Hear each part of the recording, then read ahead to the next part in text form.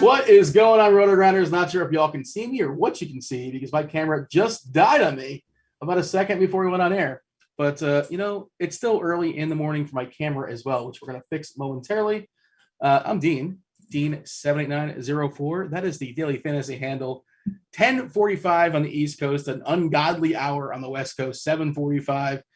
Joined today. Well, Blender, you're up at this hour anyway, right? You're always, usually. Doesn't mean I like to be up in this hour, but yes, I am. Usually. Yeah. You're typically ornery, but are you more ornery at 11 o'clock in the morning? Well, this is 15 minutes early, so you don't know what to expect, man. I'll be extra ornery.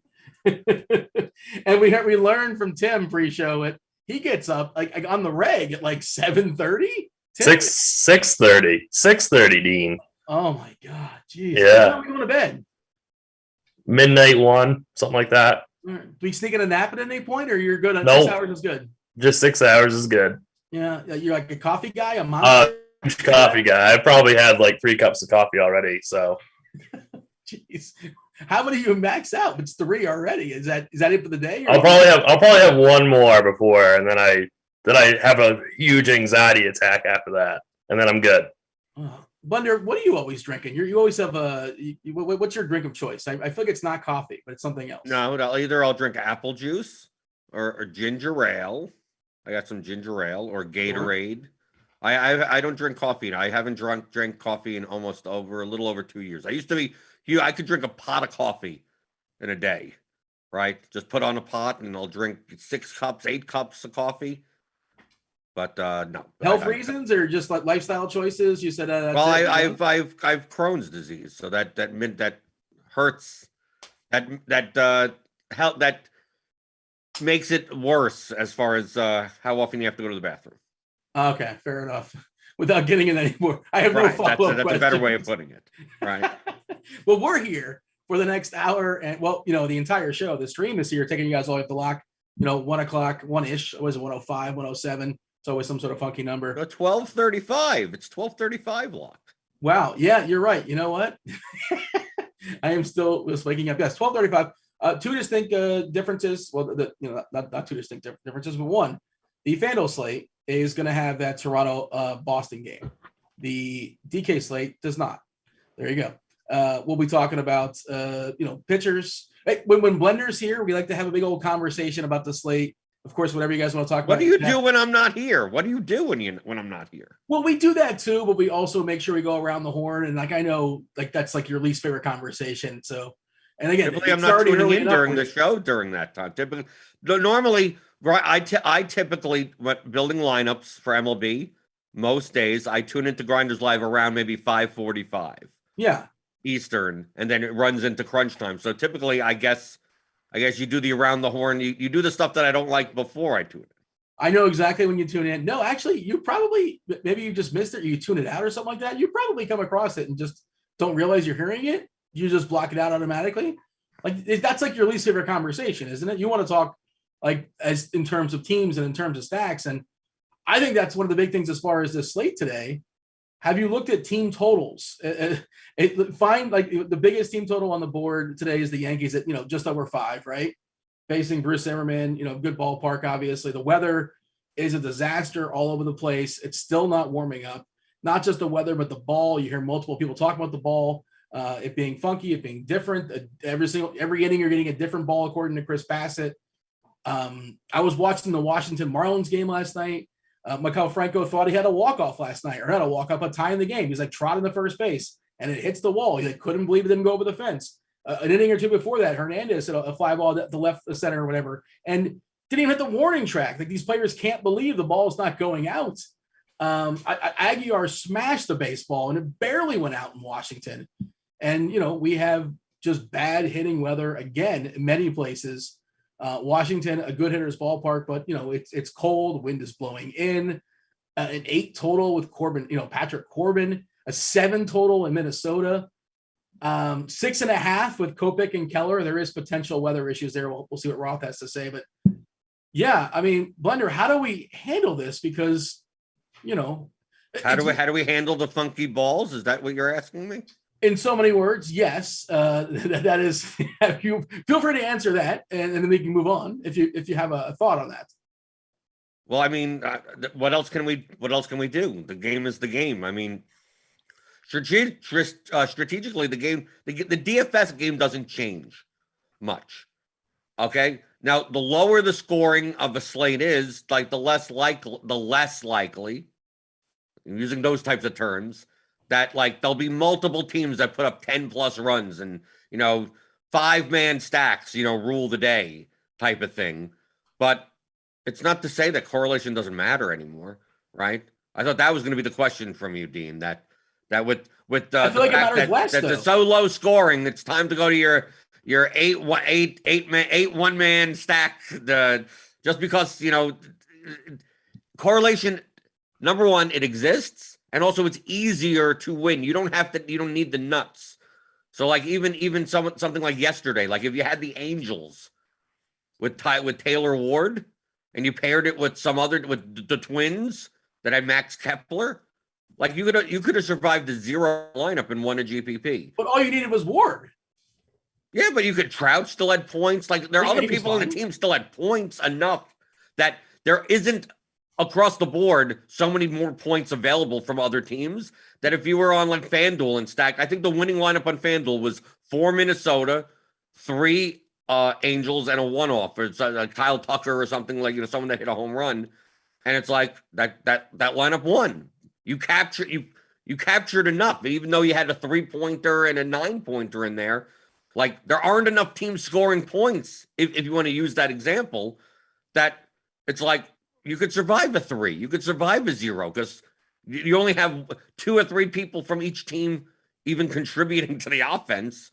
So it's not this type of thing where we have to completely throw out everything we ever knew about MLB DFS and go, let's just home run hunt and try to get an 8-leg parlay right, instead of just picking 2 teams and stack it. Picking 3, fine. Do 3, 3, 2. The players right in the teams too. Like people say that all the time, and you can't just say stack the Marlins. They score 9 runs and you win. What if you have the wrong Marlins? What if you don't have the guy in the 8-hole that hit the 3-run homer? Like, well, make sure to roster. That's why I play. That's why when I play the Marlins, I play multiple lineups. Yeah, I think correlation of course matters, and I don't know how to quantify how much it matters less, but I think it matters at least a little bit less with and I don't have, again. Okay, so you're nodding your head. You would agree with that? No, yes, it means yes, less, but it's not dramatic enough where we just throw it out. Well, now all of a sudden MLB DFS is NBA DFS, where there's barely any correlation, and we just okay, just pick the best plays, and there you go. Like it's not that. What do you have, Tim? You're jumping this conversation because correlation still trumps everything else. Like yes, it's less important, but not to the extent that we have to ignore it. So I mean, I still play stacks every day.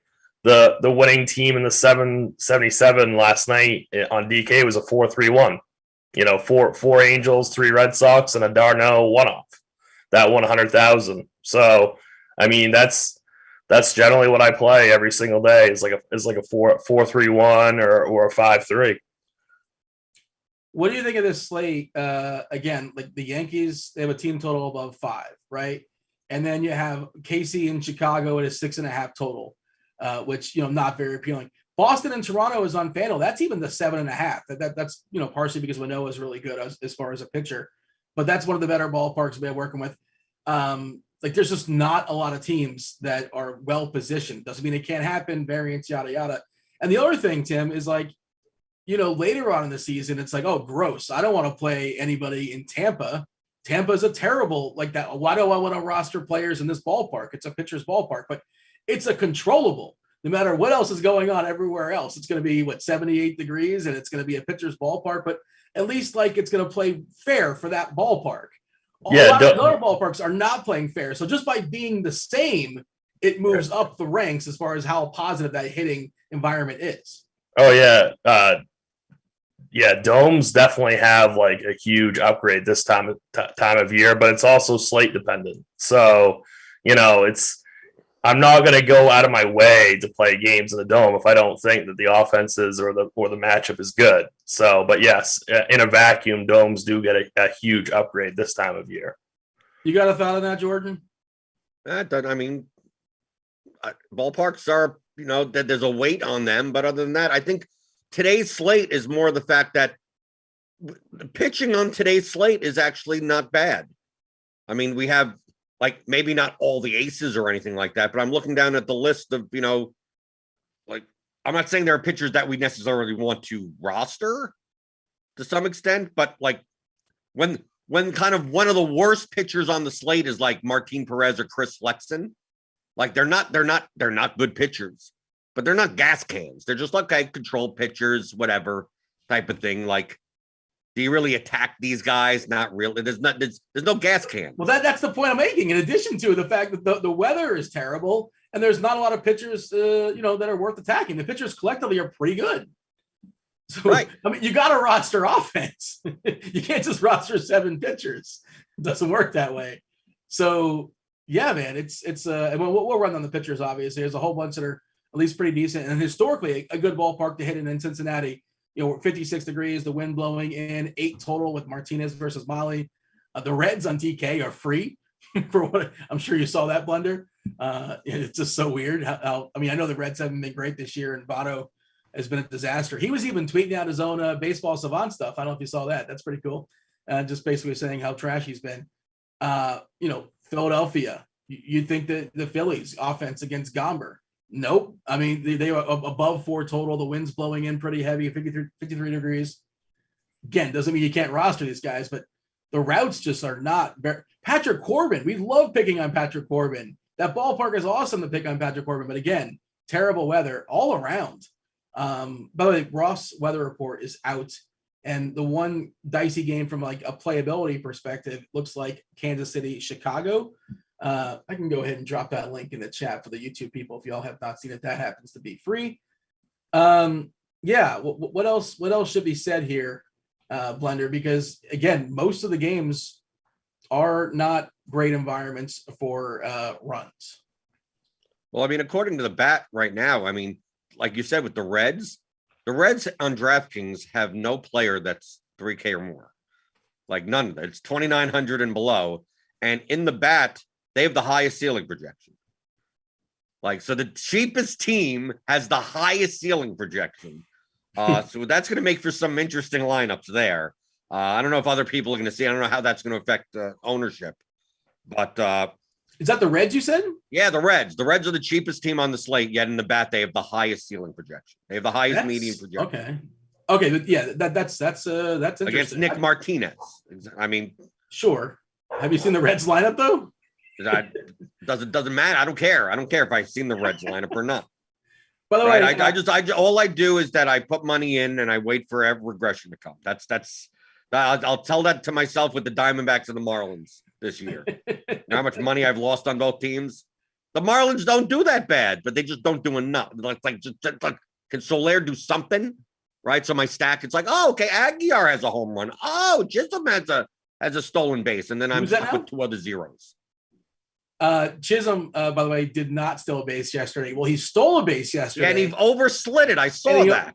And I may or may not have wrote up plus 360 or whatever, plus 340 from the steal base. And it may or may not have had some giblets on that. And that was, a good way to get tilted right when the slate starts. It's oh, this is not going to be a good slate.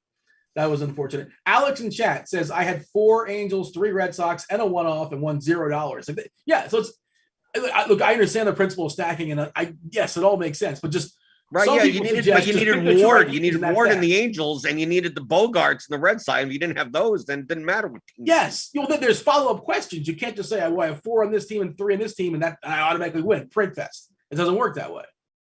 I mean, you did different combinations of the good combinations. Right.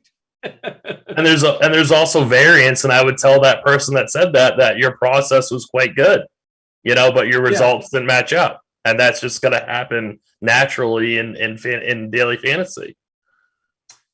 Oh, this is an important question. This came up in yesterday's show. We have plenty of time, so we can feel free to get off the rails to some degree. Of course, we're taking you guys straight up the lock. 12:35 crunch time crew is going to be jumping in around noon. Y'all got chief meteorologist Kevin Roth tell you what's going on. TJ is going to tell you what's going on as far as his tournament takes. Then you get the GOAT, Dave Potts, $1 Million Musings writer. He'll be jumping in around 12 o'clock as well. We're just the warm-up act here, Blender. But in chat, they want to know, this is an important, well, if you were watching yesterday, I don't know if you're a big fan or not, if you've stuck around all through, we talked about the Flowbee.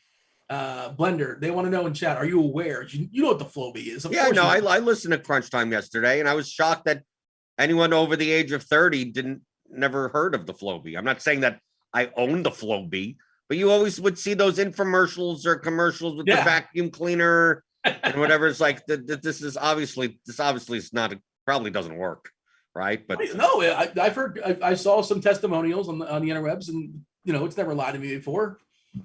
Tim, what are the Amazon reviews on the Flowbee? Tim, Flowbee? I saw the show last night, so I learned what it was last night on the show. I didn't know prior to that. Okay. The Flowbee is the predecessor to the ShamWow. Have you heard of the ShamWow? No, it's not. I mean, it's a similar pitch and all that. Right, but I'm just saying it's an infomercial product that was very, well known, and the Flowbee was more like 90s, right? Yeah. ShamWow was probably early 2000s. Right? Rob Appeal had like a big chunk of the market. I don't think he was Flowbee. He was more the food hydrator. That was set it and forget it. Of course, the people know that for sure. So by Globe Life will be closed. The roof is not open today in Texas, for what it's worth. Just sort of note that's probably a positive for the pitchers. I guess, is it cold? No, hot there in Texas right now? Maybe it's one spot where it's actually kind of sort of somewhat hot. Tim, let's talk about the pitchers. We'll talk about the stacks. We'll talk about everything, obviously, here for the next hour to have the conversation. Verlander is probably the best pitcher on the slate. And then there's a couple other guys that are just sort of like damaged, potentially damaged, maybe small sample stuff. A lot of kinks in their arm. Wheeler, had a rough spring training, or he was slow coming. And then his velocity's been kind of like not good. But he's super cheap and facing a Rockies team that's bad. Freddie Peralta, another guy that's been rough coming out of the gates, but historically we know how good he can be. A nice matchup in Pittsburgh, rough lineup, good ballpark. You get Manoah on FanDuel. Skubal looks pretty good facing a Minnesota team we're not afraid of. But Tim, where do you want to start with Verlander? Because I am prioritized. I feel like you got to get your pitchers right today. Like you got to get your pitchers right, basically. But I don't want to say they're going to be separators. Like, of course, there's going to be some sort of Rizzo nonsense that happens, and you just can't predict it. It's just going to happen. But you want to start with Verlander, Tim? How much you're prioritizing him? Yeah, so I only play one team per site, and I'm unsure what I'm going to do with Verlander. See, that these Reds are so cheap that it makes it so easy to play kind of whoever you want at the high end in pitching. But the other problem is I don't know if I want to play chalky Reds. So I have definitely some big decisions to make. I don't think my first instinct is that Verlander is not a priority on either FanDuel or DK. That being said, Zach Wheeler's velocity is down 2 miles an hour to start off the season, which is a pretty significant drop. I'm not, saying to completely write him off, but there are concerns there. So I think right now my favorite pitcher for one of my pitchers on DK is Freddie Peralta. I think he looked a lot better against the Phillies. This matchup against Pittsburgh is about as good as it gets. So I think he's who I'm highest on, at least for one of my spots. His price on Fanduel is 9,100. So he's kind of in no man's land over there. I don't know if he'll be my one pitcher on Fanduel. Yeah, I don't know. Like, it's hard to hone in on this is the guy, and it seems like it can be one of 5 guys. And like, you make your stack that you like, and then okay, I had the money for this guy. He's in the pool. Sure, let's go. Yeah, and you know, like when I first was looking at the slate, like I really wanted to pitch Trevor Rogers because I thought, you know, oh, Verlander, Rogers, and then I can pay up for some bats. I don't know if you need Rogers today, so that's kind of an issue. He should definitely be in your tournament pool if you're making multiple teams on DK. Absolutely, the 6,100 against this Washington team is like definitely GPP viable. I don't know what his ownership is going to be, but I would definitely put him in heavy consideration to be overweight when we get some projected ownership. We do have some. It's going to be changing, obviously, and it is kind of interesting because we currently have Peralta on DK at 40%, 7.7K. You know, this is a guy we paid 10K before, you know, and it's a great matchup against Pittsburgh. You got Sawinski cracked the lineup too. He's projected to strike out a ton. Van Meter's a big strikeout guy. Knapp's a big strikeout guy. K is all throughout the lineup. Collectively 24.5% as far as striking out, and Castillo in a small samples. But yeah, these numbers are kind of skewed. Actually, it should be higher because Sawinski's got a 0 in 5 at bats, but that's obviously wrong. Like, he's not going to never strike out. He isn't Stephen Kwan. Yeah, and the tricky thing is, like, I think the bat is also spinning out for Philadelphia. Their pitcher Wheeler, the math says it's a good play. Obviously, he's a discounted 8.3K, but we just don't know, and we're not privy. We have no clue what's going on with him, and his pitch count's not been great either. He's just been kind of all over the place. And Blender, I know you're somebody who looks at the bat what Cardi has, and Cardi's spitting out Wheeler. I think he likes Peralta as well. I don't know if I need to spend for Verlander, but I probably can find the money. And he feels kind of safer. Also, roof being closed doesn't hurt. He can't give a couple homers. That's what he's vulnerable to. But what are you doing with this?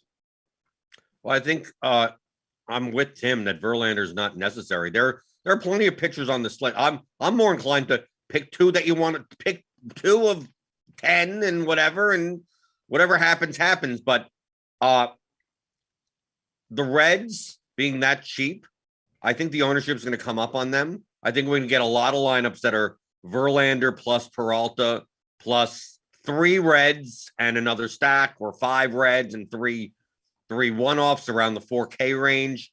I'd be more inclined this slate to pay down at pitching and pay up for bats that people that are making that construction can't make. I mean, if you go through, I'm going to bring up where's the starting lineup page, right? To look at all the, why not play the Padres?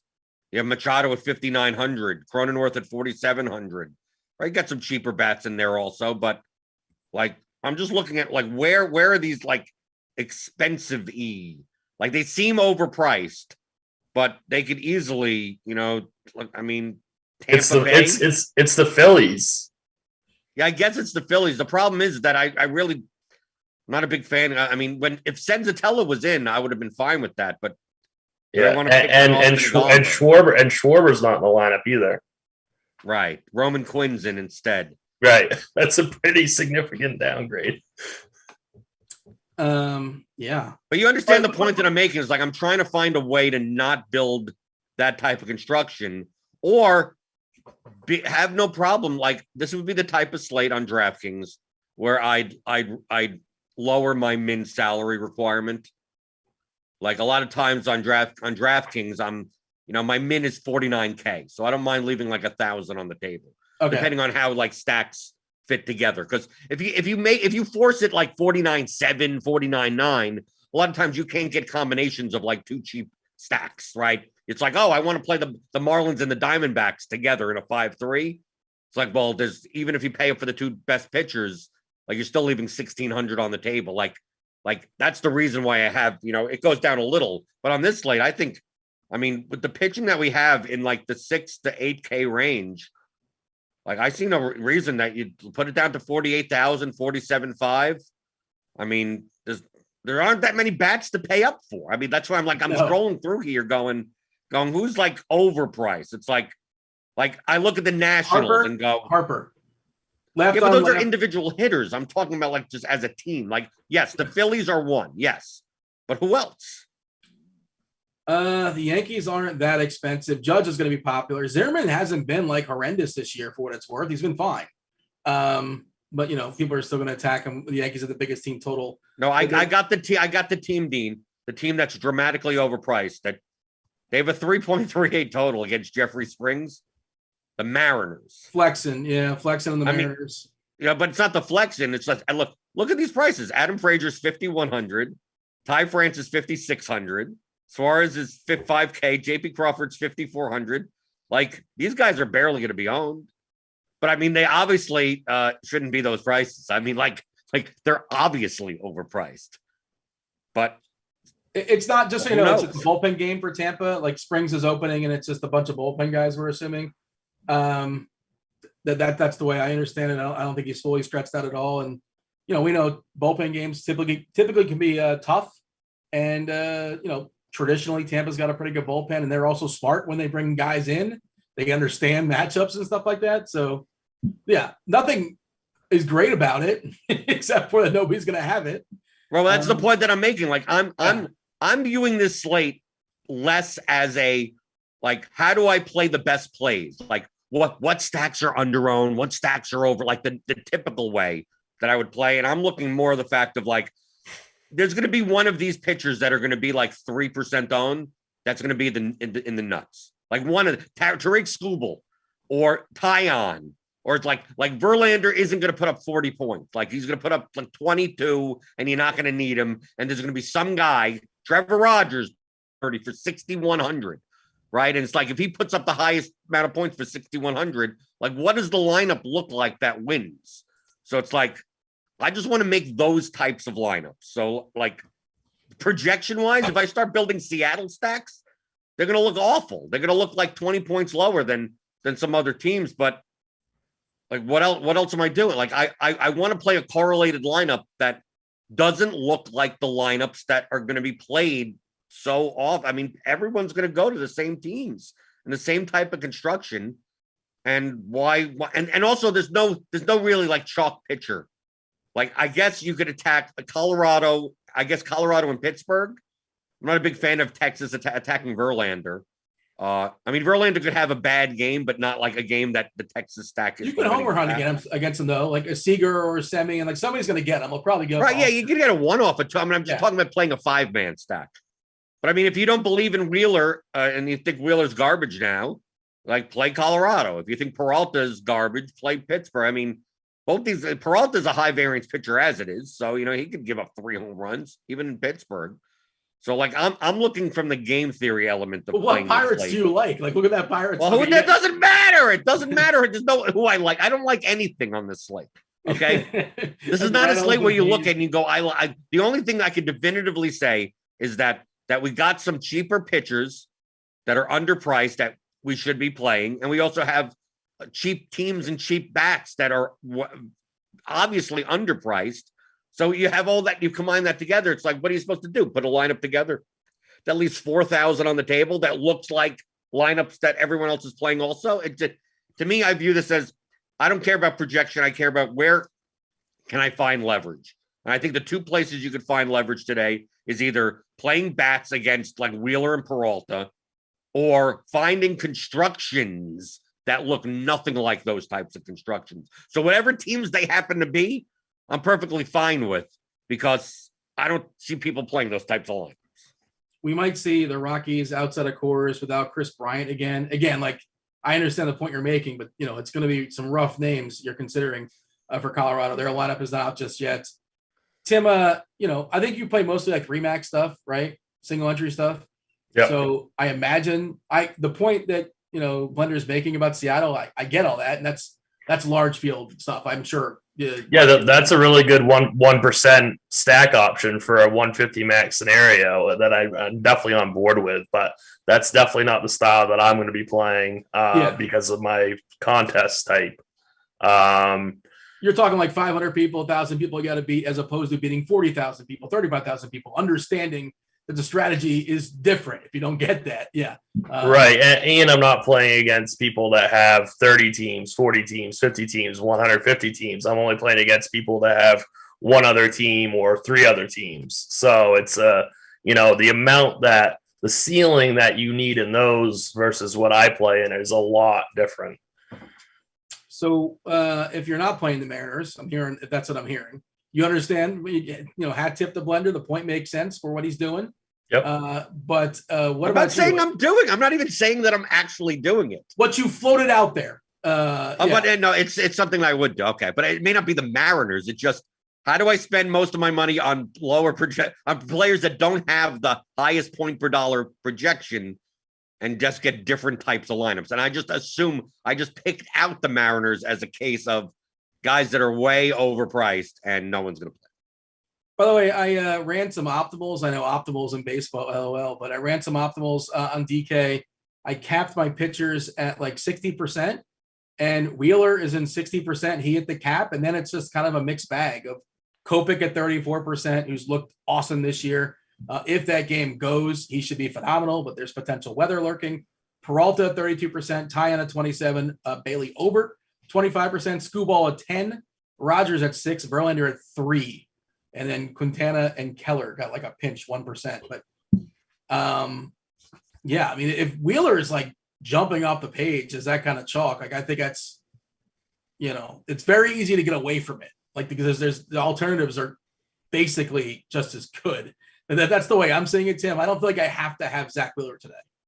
It makes me very, very nervous with his velocity being as down as much as it is. He's going to be extremely high owned. I'm not going to go as far to say that you need to play anybody from Colorado, but I'm really thinking that I may pivot to like Kopech and then Peralta as my two pitchers, or Peralta, Skubal as my two pitchers on DK. It's just a little bit concerning that this velocity is down as much as it is. Yeah, and also his pitch count hasn't been there either. What's the most they let him go so far this year? Somewhere around 80. Again, we don't really know exactly what's going on there, but it doesn't look good on the outside looking in. Yellow-orange for the White Sox today. I can go ahead and read this blurb. Ugly stuff in Chicago, and of course Roth will jump on in about 45 minutes or so and tell you what's going on, give you at least somewhat of an update on this piece he wrote earlier. I feel like I typed that sentence 3 times a week. Yeah, he does type that a lot. When is the weather going to change? Temps in the 40s with winds blowing in at 10 miles per hour. That's good for starting pitchers, but scattered rain showers throughout the afternoon could cause a delay or late start. I do still think they're going to play, whether they play through the light rain or late start and play dry this evening. But the combination of the cold and wind and rain worries me a bit. It's a good way to get some people hypothermia, to be honest. Well, there you go. Don't go to the game if you're in Chicago. I'll leave this at yellow-orange for now, and I guess I'm still expecting them to play in light rain, but I'll see if I can deduce anything pregame. So, yeah, just be aware of that potential, hurdle in Chicago today. You were talking, Blender, as far as your projected lineups, right? And you said, this team is projected for 20 points less than the optimal. And, that's like a home run plus, basically. A couple guys on or something like that, like projections in baseball. Kind of, you need them; they're useful, but also they're certainly not gospel.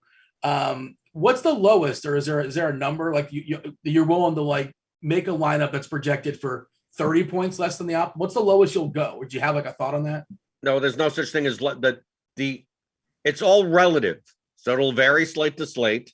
There's no distinct number. The concept is, the lower the number, the less ownership that lineup should have. So if your projection in your lineup is going down, but your ownership isn't going anywhere, your lineups are getting worse and worse. So if you're dropping X amount of points, you should be dropping Y amount of ownership, right? So you can feel free to play a lineup that's 80 points lower, as long as it's a grand total of 8% owned, right? Now, for depending on the size of your contest, do you need to play a lineup like that? So like Tim's contests that he's playing, No. the less than 1,000 entry 3-max contests, like how much leverage do you need to win those? You don't need that much. I mean, you need some, but not to that extent. So most likely the projection of his lineups are going to be higher than the projections of my lineups when I'm playing the large field stuff with 20,000 entries in it, right? And my lineups are going to be lower owned than his lineups playing his contest. Now, there's a point, even in large field, that going down and I'm going to sacrifice 70 points of projection and get the requisite amount of ownership, you're not going to win first place enough, even for 20,000 people. That may be the type of lineup that, well, if they ever run a contest with 600,000 entries and it's, $500,000 to first place, and a Millie Maker in MLB or something, then that would be fine. So there's those levers, those projection, correlation, leverage levers, they're all in relation to the field size and the strength of the contest that you're playing. So, like, yes, you could have a lineup that projects for God knows how much lower, median-wise, but you have to know that in baseball, it could be much lower than in basketball, because 14 points in basketball is a lot of specific events have to happen. 14 points in baseball is one solo home run. That's one swing of a bat. So you're just one swing of a bat behind. 28 points is 2 swings of a bat, right? And obviously, if you're playing correlated lineups with guys in the same, it's not even 14 because if one guy gets on base, next thing you know, this whole the 4 batters in a row having a good at bats, getting guys on base could equal like 30 points, right? Guy gets on base, guy gets a double, this guy scores, the next guy walks, the other guy hits a home run with 3 RBIs. And next thing you know, you've made up like 30 plus points in projection in just based on variance. So you could see that because of that, you could play lineups. There are lineups that I play there. Some slates, I think yesterday, I was playing lineups that were 40 plus points, 45 points below what, the median optimal or whatever is. Yeah. Because it's 2 low owned teams or whatever. They're correlated. And I'm typically playing those types of lineups with probably the best pitcher projected on the slate also, because I don't have to get nuts all the way on the bottom.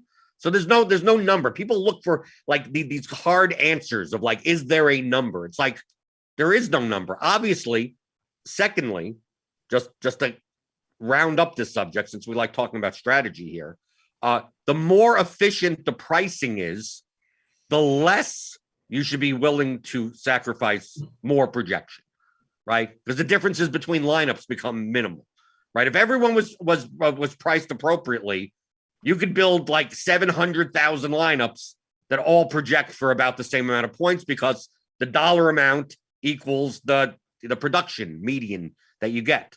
But that's not how pricing typically is, right? There's some inefficiency. So the more inefficient it is, the more likely that there's not going to be as many lineups in different projection ranges. So you can take advantage of variance there, because obviously the higher projected players for their salary are going to be more owned.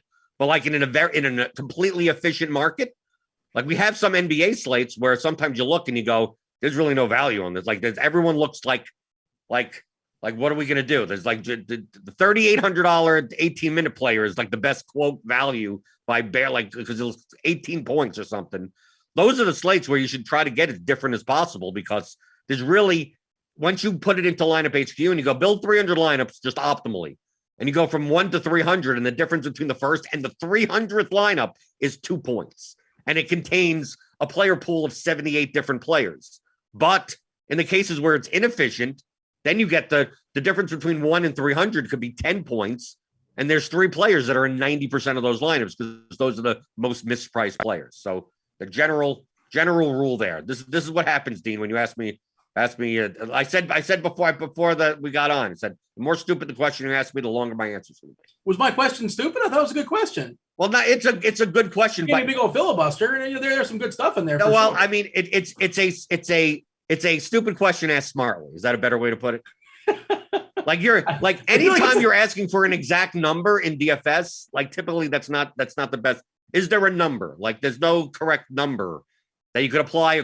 How much ownership should I have in my, like there's no every slate's going to be different. Like you have to understand the concept and not care about like what numbers do I put into lineup HQ because they're never going to be the same. Well, sometimes I may know the answer, but I'm asking the question on behalf of people that are listening. Okay. So you're being the people. You're the people that I'm the man of the people. Oh, okay. Tim, you're Tim, put a number on it. I'm 1 to 5, Tim. How insulted should I be by this accusation? 3.8. It's a reasonable number. Speaking of basketball, by the way, if you guys are playing DFS this evening, the NBA Grind Down, that is free. The Grind Down is free for everybody. You do not have to be a premium member. Check it out on the NBA page on Rotogrinders.com.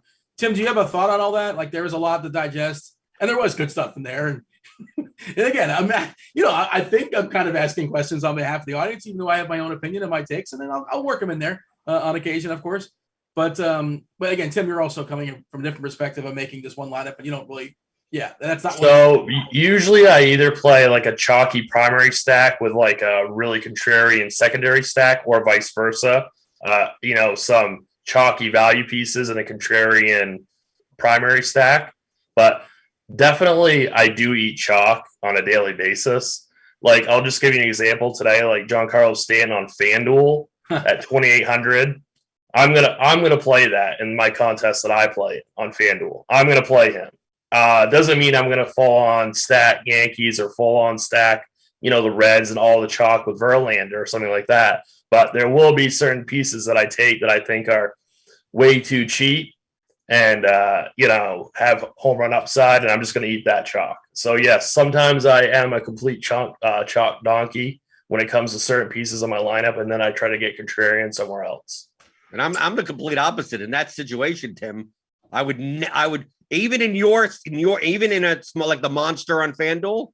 Yeah. Like any batter in MLB that's going to be that chalky, it automatically X's out because batters fail so much more frequently. See, I would do that. I would be more likely to X out somebody like Tommy Pham, than Stan. That's just how I would, I want that double dong upside from Stanton. Whereas I don't think, so say like, I think Pham is going to be very popular today. So you X him out also. Right. I'm just saying I would totally X out Pham. I don't think yeah. Like I'm going to go right here to like FanDuel, like what I would do. I'm not playing FanDuel today, but especially in single entry, small field and 3-max stuff where the ownership gets even more. Like I'm looking at our Rotogrinders ownership. It's not high. Isn't that on? Well, 15%. I think it's gonna be higher than that. What?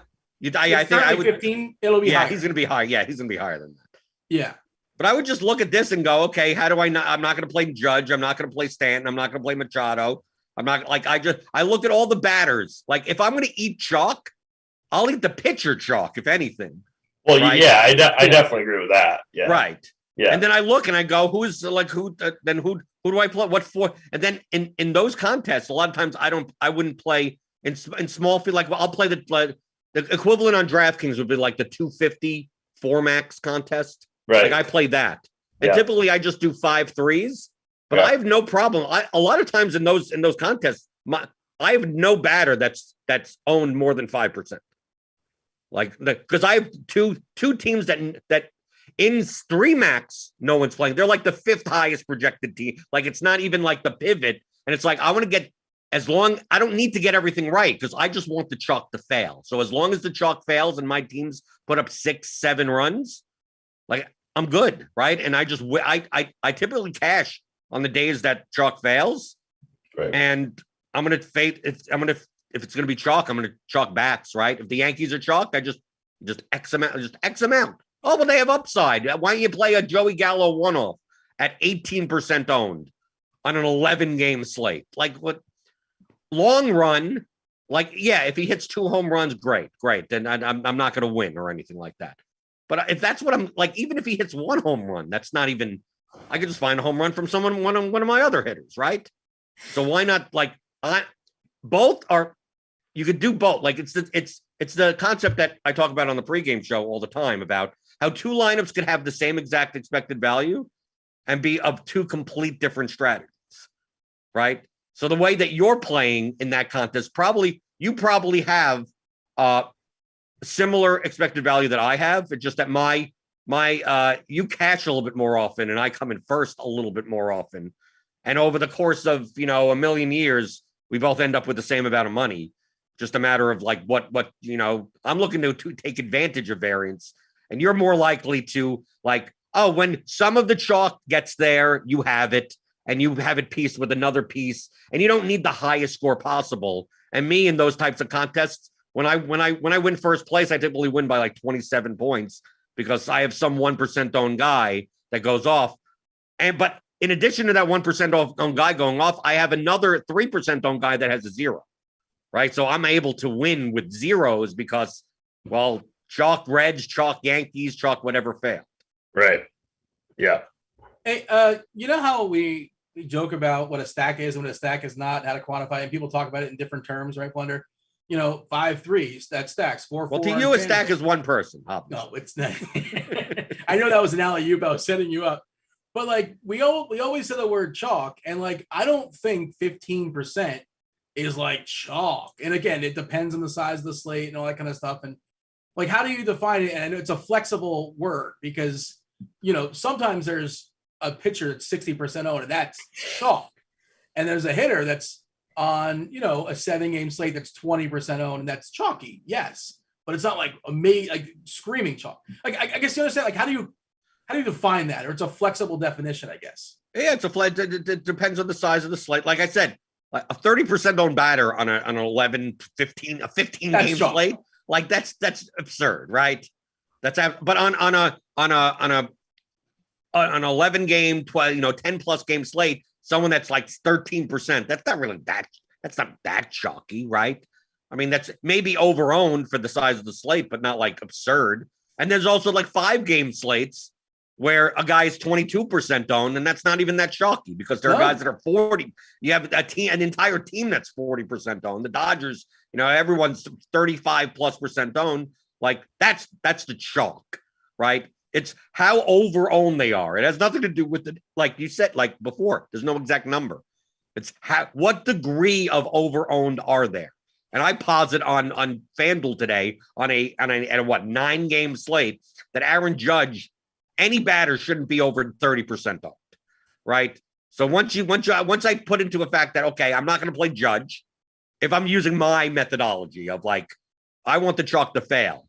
Well, the more that Judge is owned, the more likely that Judge lineups will have Stanton also, because people would stack the Yankees. So now I X Stanton out. So next thing you know, I'm Xing out the entire Yankees lineup, right? So I look at the ownership of like on DraftKings, for instance, currently we have like LeMahieu, Judge, right? We have some of these Yankees. Gallo is at a high ownership. So I would just look at this and go, well, I'm just going to X out the Yankees, right? When you they're more likely to be. You mean X out? It's not like a matter of speed. You're saying, is it like get 5%, 3%, 1%, one off, or just flat out X them out? Well, if I'm only playing one lineup, I just X them out completely.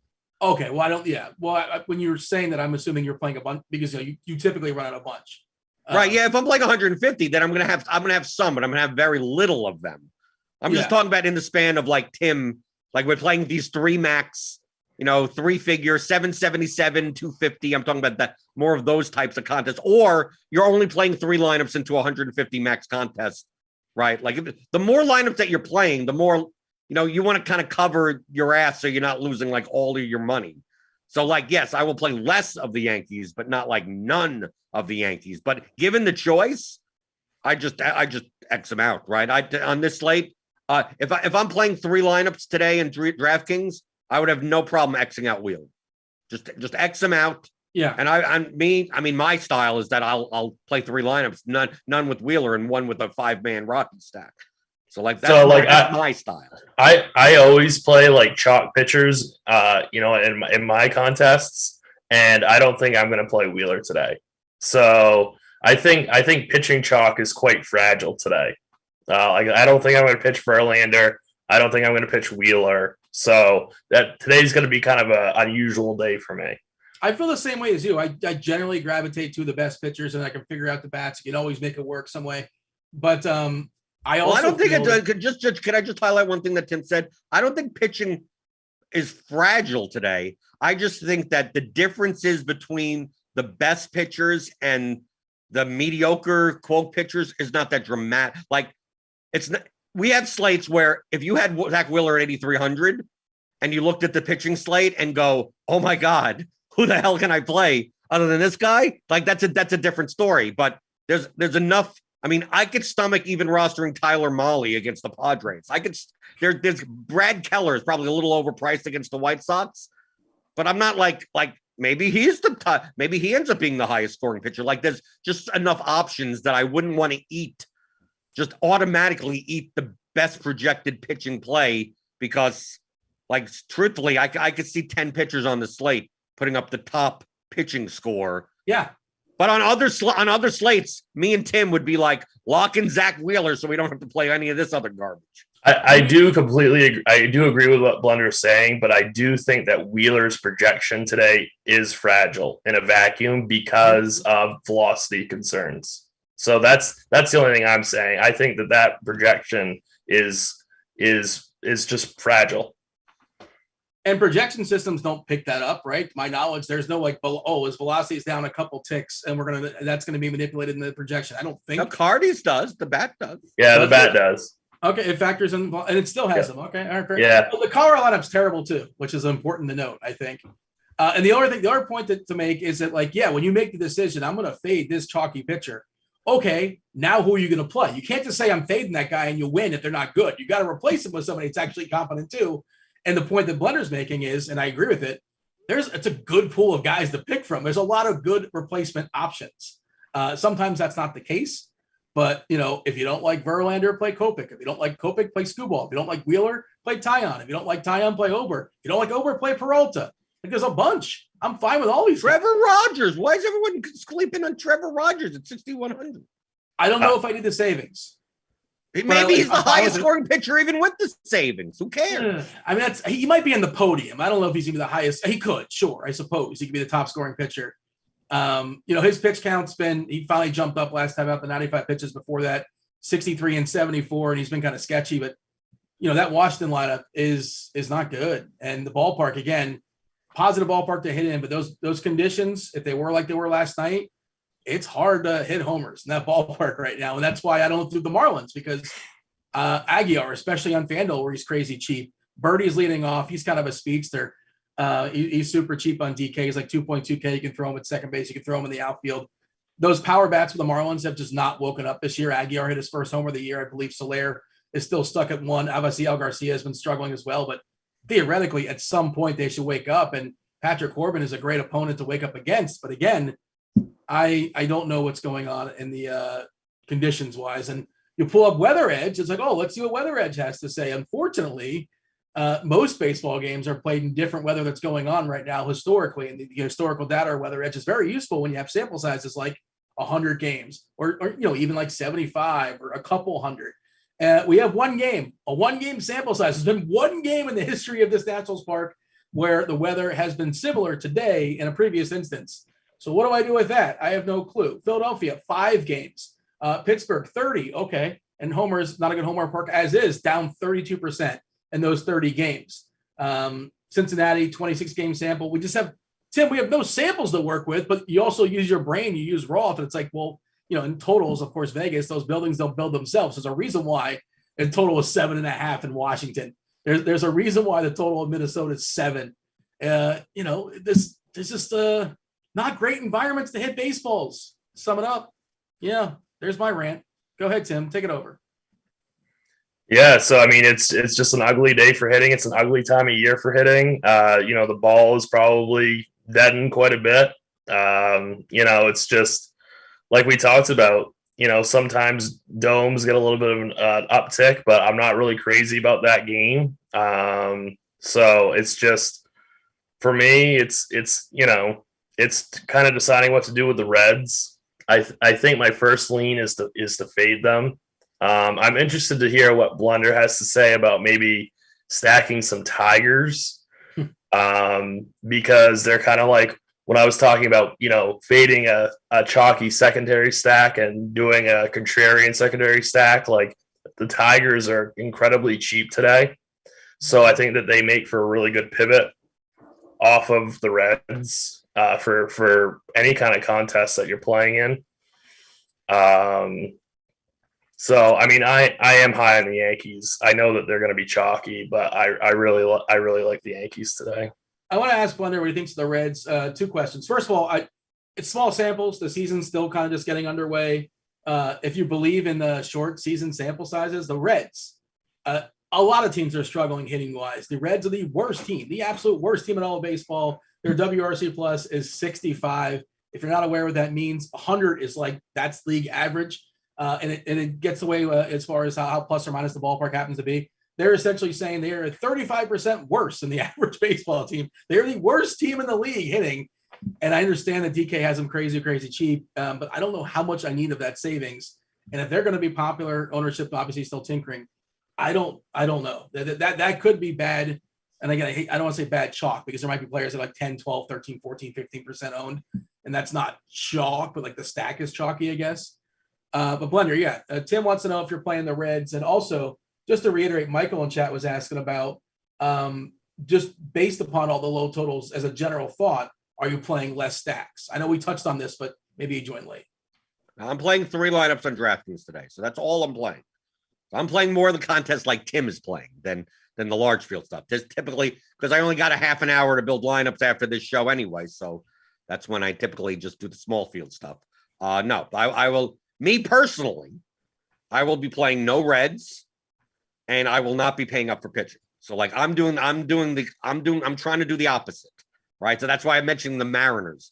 The Tig, like if you're gonna, I'm typically the vomit stack person, right? So it's like the Tigers, right up my alley, whatever. It's like, but that it's gonna lead me to Verlander, it's gonna lead me to Peralta, it's gonna lead me to those types of builds that I'd rather not have. No, yes, it's if you're gonna do that type of build, don't do it with the Reds, right? I mean, because the Reds are going to be chalky. I get it. So you're going to do the same type of build, but now you're going to do it with the Tigers. Okay. So you are getting different enough there. But me, I'm just trying to get off the complete. I want to play Trevor Rogers. I want to play Rogers plus Peralta and then pay up for a team that no one in their right mind would pay those prices for. Right. And if I had to choose, see, the thing is that like, there's nothing to choose from. Like there's nothing that makes the Mariners better than anything else other than they're overpriced, right? So I take a look at the Tigers, and it's like, what's the difference between the Tigers and let's see, any other the Marlins or the Nationals or the like there's not that much difference. So it's like, to me, if you're gonna I'd rather overpay for the Pirates today. It sounds stupid, but it makes more sense from a game theory perspective of, do I want to get a similar construction and play the Tigers at 5% owned, 7% owned, which is fine. Or if Peralta is going to be 40% owned on DraftKings, how do I dust those Peralta lineups as easily as possible? Well, I just play who's negatively correlated to Peralta. Well, the Pirates. And you think you're getting a little bit too cute for a field of 500 to 1,000 people? No, because all I have to do is get that right, and everything else, I don't have to get anything else right. Well, you're talking about playing the Pirates. Yeah, no, if Peralta's going to be 40+% owned in small field, yeah, and the Pirates are going to be like, I'm going to have the only Pirate stack, and if Peralta gets beat up and the Pirates put up 8 runs, do I even care what my second pitch? What do I have to get pitcher perfect? No. Do I have to get my 3-man stack? No, I don't have to get anything else perfect because I'm like the only person with Doug Gammel's 34 points. I'm the only person with Brian Reynolds in my like that. That's the mentality that I want to make it so I don't have to get everything right. As long as one of my 3 different things, it's a higher variance. It's much higher variance. But a more likely scenario is Peralta goes 5, gives up 3 or 4, and Peralta's not great, and the Pirates are just kind of meh. Right. That's the most likely. Yes, absolutely correct. Yeah.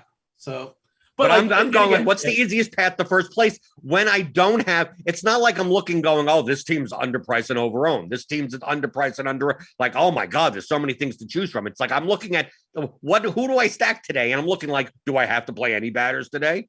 Right? It feels like I'd rather play 4 pitchers today than I'd rather play more batters. So in the case that I don't like anyone, like I just throw projections out the window. I just go like, just game theory. Like what what is everyone else doing? I'll just do the opposite. I don't even care what they're doing. I don't care about the projection of my lineups. I don't care about anything. Just tell me what everyone else is doing, and I'll try to do the opposite for 3 lineups.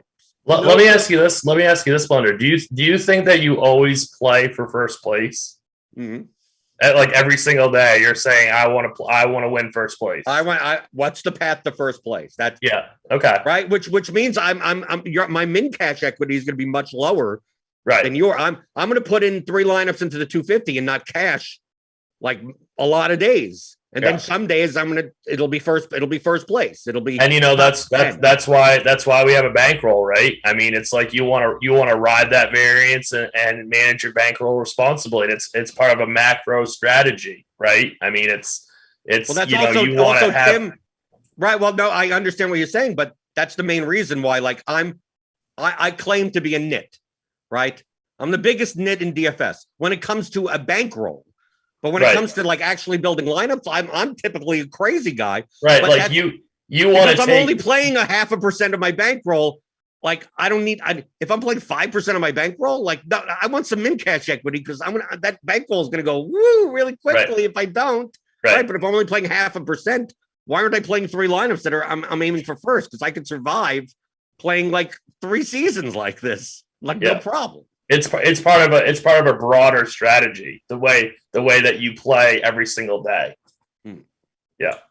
Blender, you got to adjust your pirate stacks because Knapp was just scratched. I'm throwing it out. Don't that anyone. No, Knapp is out. He was the linchpin of the lineup. Now that he's out, I can no. Now Peralta has it's complete game shutout all the way. No Blackman for the Rockies. Joe. Oh no. Blackman's in there. Bryant. No Bryant. Joe, Blackman, Grichuk, Crone, McMahon, Iglesias, Hilliard, Trejo, and Nunez. Astros are out. No Tucker. It's McCormick, Brantley, Bregman, Alvarez, Gurriel, Diaz, Pena, Siri, Maldonado. Toronto's out. We should touch on this. We haven't really talked about Toronto facing Boston. Manoah, if you need another good pitcher, Manoah is a really good pitcher. Pitching for Toronto, not exactly the best matchup there against Boston, but he's got some great skills. Obviously, Toronto's lineup: Springer, Bichette, Gurriel, Tapia, Chapman, Kirk, Espinal, Cateau, and Zimmer. That's Fanduel only. Toronto versus Boston. Who's playing on Fanduel today? I am. All right. So what are you doing with Toronto and Boston, if anything? Does that change the slate for you? So what I would say about this game is that I think Manoah makes for an amazing GPP play, a pivot off of Verlander right around that same price. So you can construct kind of a chalkier type lineup with some of those cheaper Yankees, Reds, but also have Manoah as your leverage piece. I think that he is such an elite talent that I'm not concerned at all about this matchup with the Red Sox. So I think he'll be very, very low owned. So I think if you're making, a GPP team, he should definitely be in the pool. Manoah has elite K stuff, obviously. Well, 26.6%. Walks a few too many guys, 9.9% dating back to last season. The Boston projected lineup does have some Ks in there. You want JBJ to hit it. You want Martinez in there. Story striking out a fair bit. And, of course, Dahlbeck is somebody you'd be happy to see. A lot of day games, obviously, you do get, some players get days off here and there. I guess Tucker was going to play today. He got his rest last night, but for some reason he got flipped back in. You'll just see, especially a lot of catchers as well. Just as lineups come in, sometimes there's something you can take advantage of. Maybe Boston rest some of their guys. We'll see on that. I would also say real quick that the Toronto is probably going to be a forgotten stack today because of the timing of that game. Everybody wants to play everybody first, and they're not going to wait around. So I think that'll naturally reduce their ownership, which makes them, I think, just great plays for any format, really. What do we know about Garrett Whitlock, the starter for Boston today? Are we picking on him, Tim? I certainly think that you can. I mean, that Toronto lineup is so good. I mean, Whitlock, I'm not going to say that I know a lot about him, but I'm certainly not going to be intimidated by him if I have Toronto stacks. So let's see, dating back to last season, we don't have a decent sized sample, I suppose. Pretty good job of suppressing homers. The Ks have been good at 27.9%, not walking a lot of guys at 5%.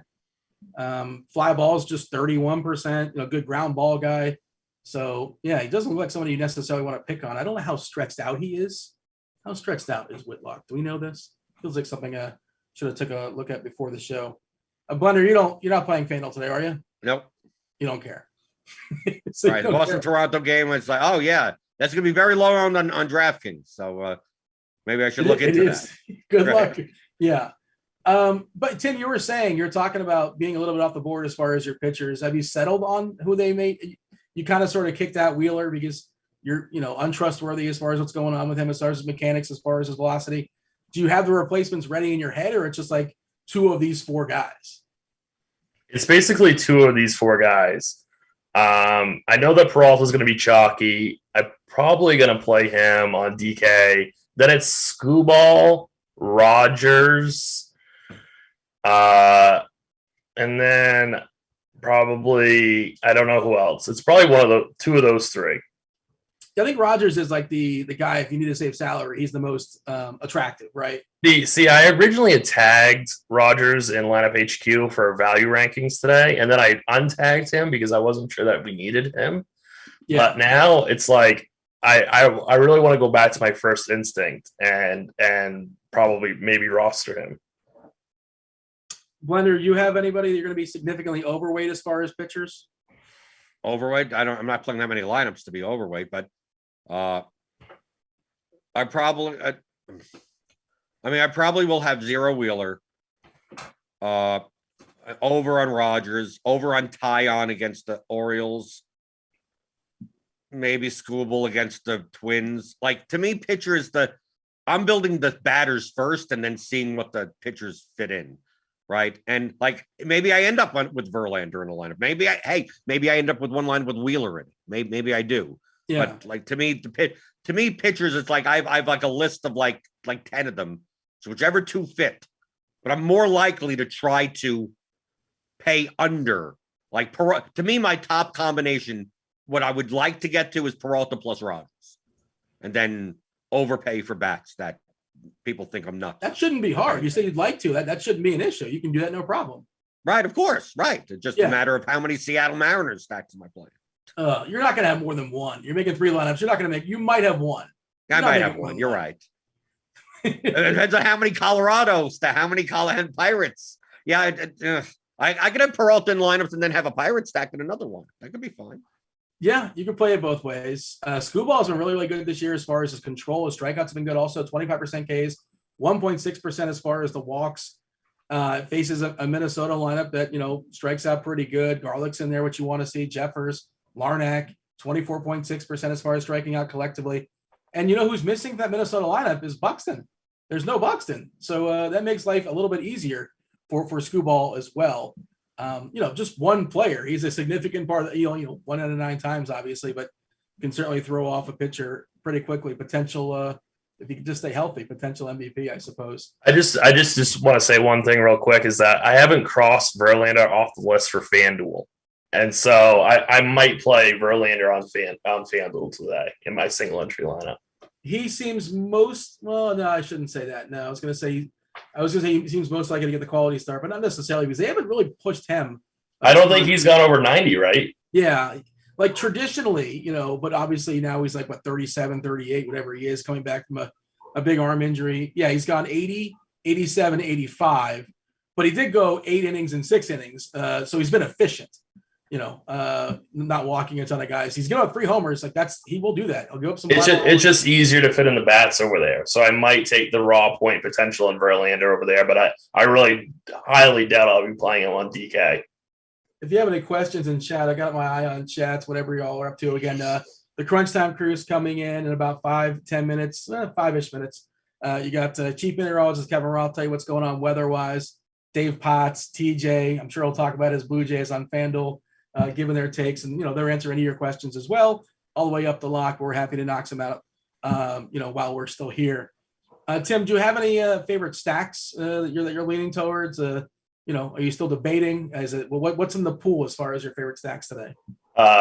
New York, Houston, Philly. I like Detroit quite a bit as a counter of the Cincinnati, or as a contrarian play over Cincinnati. I I really hate that Jazz Chisholm's not in the lineup because I always like the stack against Corbin, but that lineup, is just so bad without Jazz. So, I think I'm kind of conflicted about what to say with that because I There's think power bats though. Like there's good like all or nothing power bats. Yeah, exactly. I wouldn't mind some pieces of Miami today, but I really wish Jazz was in that lineup. Yeah, I mean, Birdie's like not great, but he's a speedster. He's a guy he's willing to steal a base.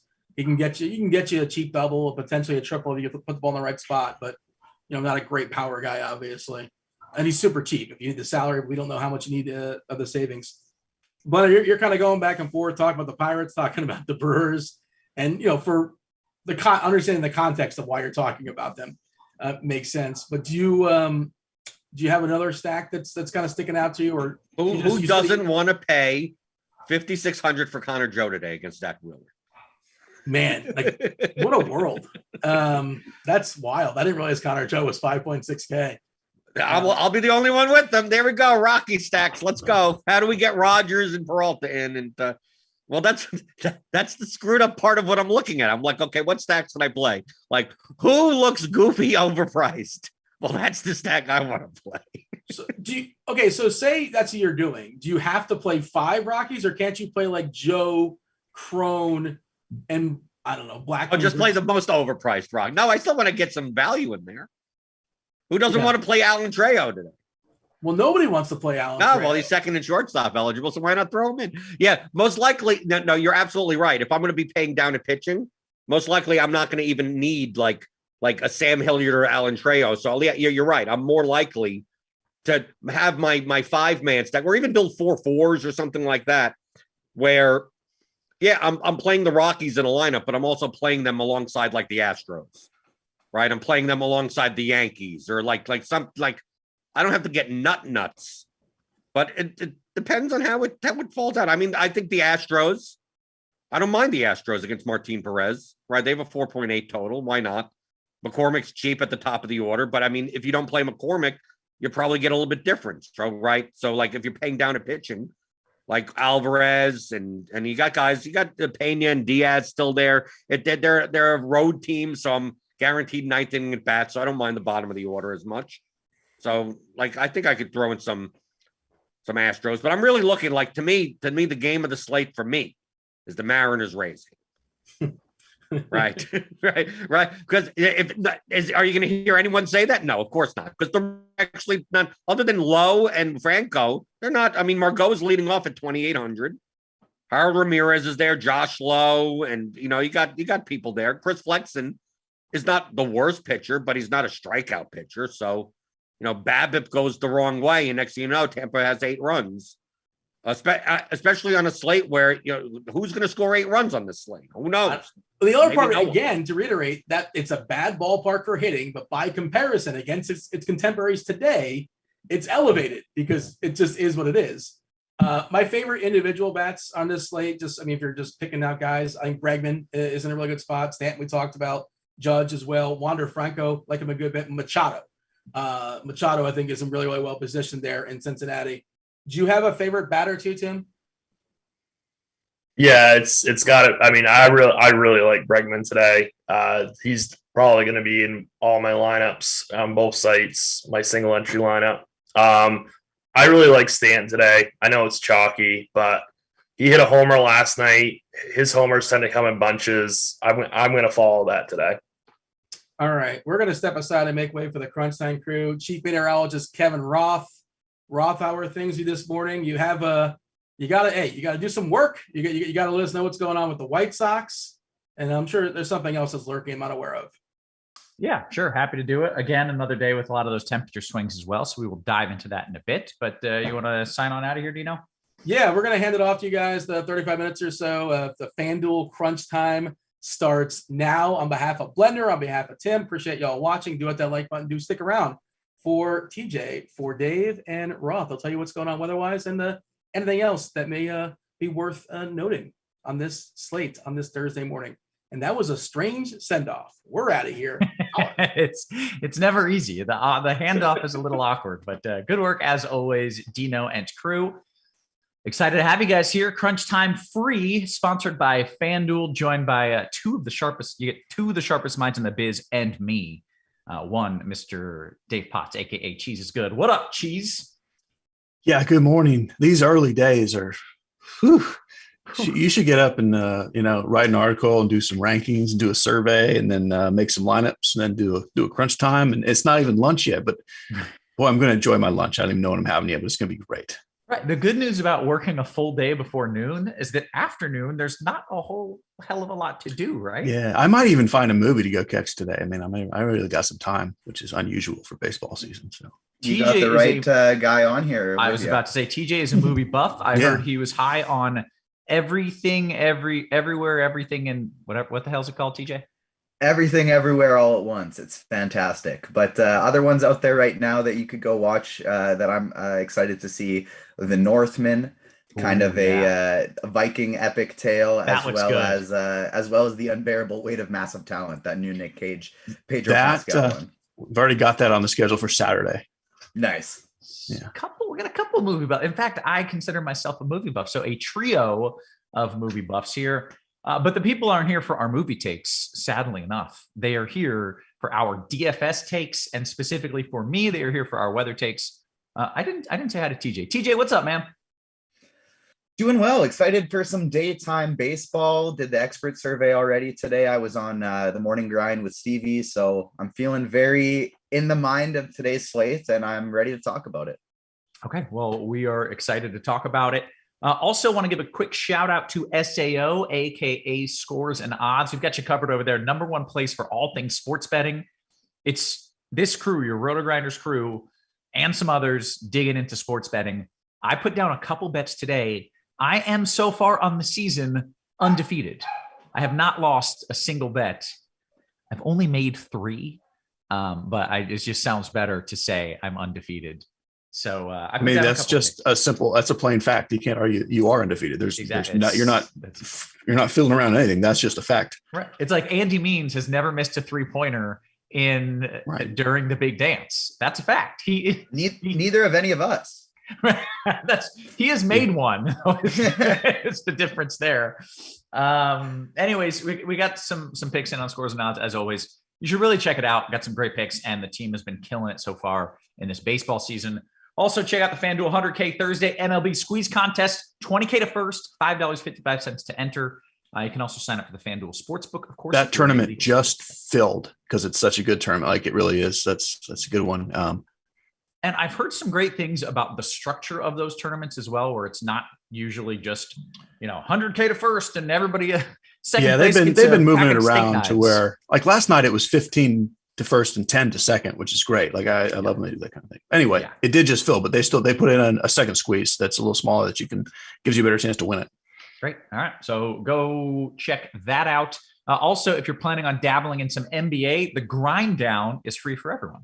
So go to the little NBA tab, scroll down to where it says grind down. You get it for free. It's premium content. We're giving it to you for free in hopes that you will like, subscribe, and then realize how good it is and join Rotogrinders.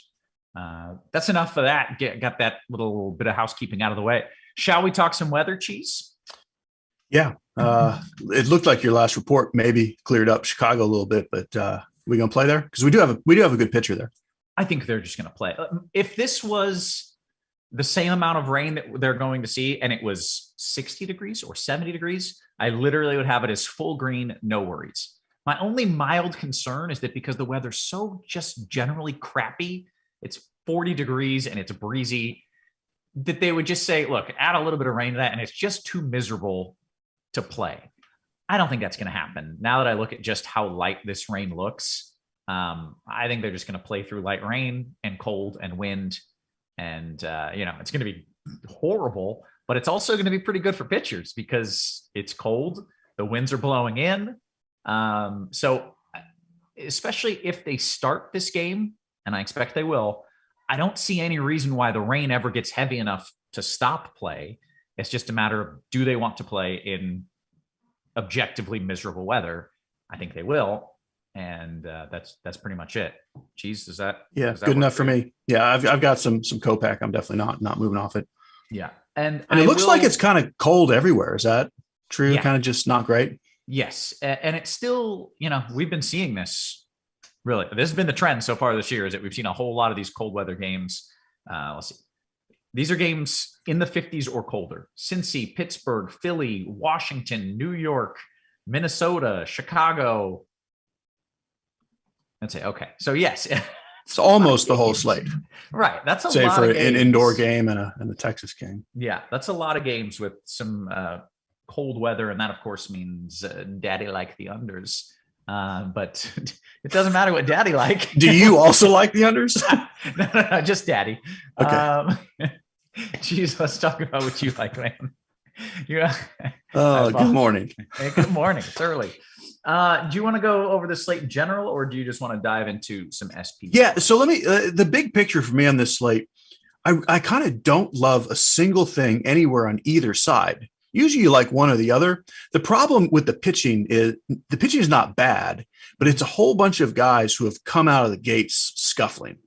Like pitchers, if you use 2021 numbers, it's all really good pitching. They're all underpriced. You'd like all the pitchers. Yeah. But other than Verlander, almost all of them are they don't look fully right this year. They're either not pitching well or not pitching deep. But then they're good enough that you don't really like the bats against them. Sure. Or one or two of those pitchers is going to figure it out today. Right. And be fine for the rest of the year. And you don't know who, I guess. Right. So then you add in all this weather you're talking about. There's really no, just terrible gas can pitchers. So I don't love anything on either side. I'm very spread out. We'll give you some things I do like, certainly ahead of everything else, but it's very much every lineup I have is a full stack because I'm just playing for that one game that kind of blows out into the middle of the bullpen. But my pitchers is more spread out than I've had at any point this season. Interesting. Okay. Well, why don't we dive into pitchers, and then, we'll get TJ's tournament takes. And of course we'll talk the bats as well. All right. So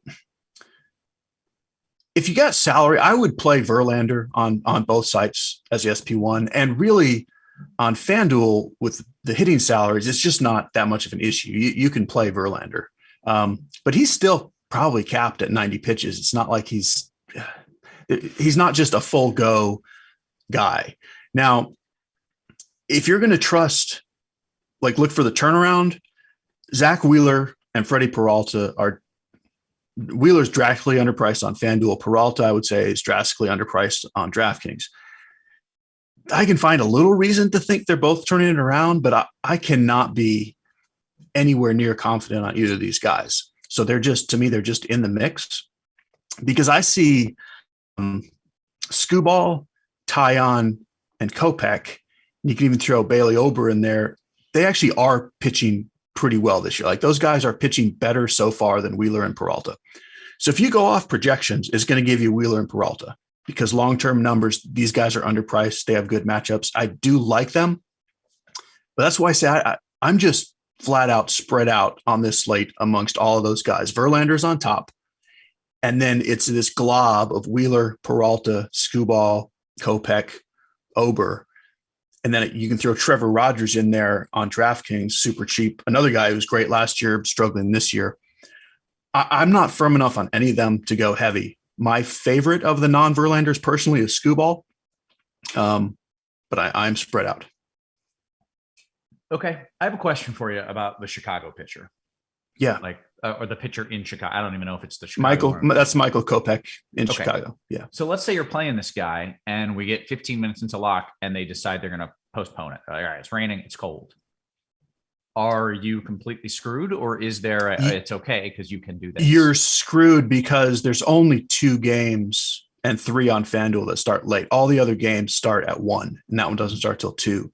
So you almost would need to, if you think that's a possibility, on FanDuel, you can swap to Manoah. Otherwise, you would need to save a little extra money and leave enough money left over to be able to get up to Verlander. Yeah, so that's something I just want to touch on really quick. Personally, I'm not going to be screwed there because I like with my Kopech's lineups, and he's my favorite tournament pitcher of the day today. And with my Kopech lineups, I'm playing 3 on FanDuel today. I have it stacked with Houston. And so with those Houston guys, I still have a little bit of room to adjust. I'm not going to like the last hitter in my lineup, probably, but actually, now that I'm looking at it, I can swap Verlander and McCormick from Alvarez and Kopech. So there actually is ways, as long as you have a stack with the later games as well. Okay. Yeah, let me just jump in. Exactly what TJ just said. Make sure you have something going where you can swap it. You can do it with just one hitter. If you have just like, Bregman in there, you're not going to like your lineup as much, but it's good to have that out. I think I would recommend that out. Like, I think it's going to be fine, but with light rain, you never know what they're going to decide. So I think that'd be a good way to go about it. TJ, you want to talk about some of the other pitchers? You mentioned Kopech is your favorite for GPPs, but what else do you got? Yeah, so Kopech's my favorite for GPPs, closely followed by Skubal, like Cheese mentioned. Verlander is probably the one I'd play in cash games, but in tournaments, Alek Manoah is a fantastic pivot off of him as well. Freddie Peralta on Fanduel, I think you can still play him, but he's priced up way more than he is on DK, and he's picking up the ownership. That's like, I talked about this a bit with Stevie on the morning grind. Like, guys like Wheeler and Peralta, I was going to like them if people were scared off by their performance this year, but they're really not. They're probably going to be two of the highest owned pitchers on the slate. Even on Fanduel, where Peralta's priced up, it's still looking like he's going to be. So I'm not super high on them. I like Skubal, Manoah, Kopech, Verlander. And if you're MMEing, I think there are crazier things that you can do than Garrett Whitlock for Boston. This isn't on the DK slate. He's 7K, and you don't really need salary. But if you're trying to win at a top heavy tournament and you're looking at the other pitchers in that price range, you're looking to pay down with Trevor Rogers, Tyler Mahle, Patrick Corbin, Jose Quintana, something like that. Whitlock is probably only going to throw 60 to 70 pitches. He's been a reliever in the past, but he's a really good prospect with a ton of K upside. Last game he started, pitched 48 pitches, 4 innings with 7 Ks. Vlad Guerrero is not in the lineup. Teoscar Hernandez is still hurt. They have Tapia batting 4th right now. If Whitlock can go 5 innings and strike out 8 or 9 guys, and then your expensive guys don't do well, that could be a way to win a tournament today. Okay, interesting. Cheese, anything else you want to add at pitcher? I'm not sure if I ran you off a little early there. No, that's everything. Okay. To be clear, that's like a 3 to 5%er if you're playing 150. Right. That's a deep pull. Yeah, I get you. Okay, great. Guys, let's talk about some of the bats. TJ, I'll let you start things off with a little stack talk. Cheese mentioned none of these places particularly great. So does that mean there's no chalk anywhere? Yeah, the chalk we're looking at today, I think the biggest one's going to be the Yankees. And they've been disappointing everyone all year, and now they're finally picking it back up, but their prices haven't adjusted. So you have Gallo, who's hit home runs in back-to-back games, and he's still in the low 2Ks. Stanton's facing a lefty, and he's 2,800 on FanDuel. Like, it's just ridiculous. He might be, I mean, we're only projecting him right now for not that much ownership, but I feel like he's going to be 30-40% owned on this slate. So the Yankees are going to be the chalk. I think they probably are in the best spot, but it is a 9-game slate. So in tournaments, you can get off of them. Me personally, because I'm getting different with pitcher, I'm going to be playing some Yankee stacks. But my next favorite is Houston. This is another team, like Houston's kind of been the Atlanta Braves of FanDuel this year. Like, Atlanta has always been underpriced on DK. Houston's really been underpriced on FanDuel. Like 3,500 Bregman, 3,300 Alvarez, Chas McCormick leading off at 2,200. Gurriel is great against lefties, 2,500. Brantley's been in the 2Ks all year. So you can really stack this team up and down. Diaz is one of my favorite salary savers on the slate, just because I really don't like second base or short today on FanDuel. And Diaz is 2,100, batting 6th against the lefty. So he's probably my new favorite salary saver option now that we've looked at these lineups. But Houston's probably my second favorite stack. And I'm trying to pick my 3rd and 4th right now. I think 3rd is probably Pittsburgh, but we've seen so many, not Pittsburgh, Philly. But we've seen so many interesting lineups today. I've really had to adjust my initial strategy. I like some one-offs in San Diego. I like some one-offs in Tampa, but New York, Houston, and I think Philly is probably my third favorite stack, and I'm looking to get different at pitcher. All right, Cheese, what do you like? So my three favorites are the three TJ just named: the Yankees first, and then Houston and Philly. I like the Padres a lot, and then we need to discuss the Reds on DraftKings. Ooh, Alberto Mondesi torn ACL. Yeah, shocker. It's terrible, but I mean, it was something was going to happen. But gross, yeah. There's not a single batter, even at 3K, in the whole lineup on DraftKings for Cincinnati, which is just crazy unheard of. And it's not a bad team. And this Nick Martinez for the Padres, like he came back over from Japan and like people thought, oh, he's going to have it figured out. Like he's looked awful. It's just kind of, Alex just asked in the chat, why is the projected own so low? I mean, I do think it'll be higher than that, but salary's not much of a thing today. Unless you want to play Verlander with like either a high-end Yankees or Phillies stack, salary kind of doesn't exist. And that build, Verlander, Yankees, and Reds, like that's the chalk. So I don't think you really want to do that, but I do think the Reds ownership in general, especially Votto and Pham, and probably a couple of other outfielders, will end up reasonably high. Okay. Let's go position by position. Cheese, rather, you want to start a catcher for us? Yeah. So no position is really good other than the outfield. So what I'll say at catcher, like Real Muto's clearly the guy, but you don't really need to spend at catcher.